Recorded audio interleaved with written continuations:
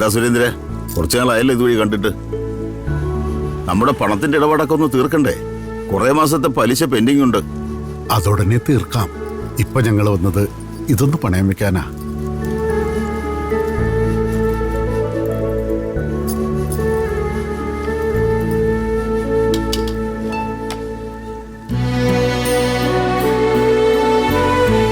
ഇതെല്ലാം പഴയതാണല്ലോ.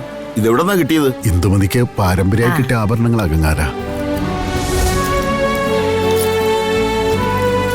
തലമുറകളായിട്ട് കൈമാറ്റം ചെയ്ത ആഭരണങ്ങളാ. ഇത് വിൽക്കാൻ പാടില്ല എന്നാ തറവാട്ടിലെ കാരണവന്മാരായിട്ടുള്ള വ്യവസ്ഥ. പക്ഷെ പണത്തിന് ആവശ്യം വന്നാ പണയം വെക്കലല്ലേ നിവൃത്തിയുള്ളൂ. അതുകൊണ്ടാ ഗംഗാധരേട്ടൻ്റെ അടുത്ത് കൊണ്ടുവന്നേ.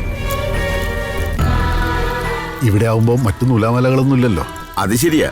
നിങ്ങൾ പരിചയക്കാരായതുകൊണ്ട് മറ്റു പ്രശ്നങ്ങളൊന്നുമില്ല. എത്രയാ പ്രതീക്ഷിക്കുന്നത്? എത്ര തരാൻ പറ്റുമോ അത്രയും. അത്രയ്ക്ക് അത്യാവശ്യമുണ്ട്, അതുകൊണ്ടാ. നിങ്ങളൊന്ന് ഇരിക്ക്, ഞാൻ നോക്കട്ടെ. ആ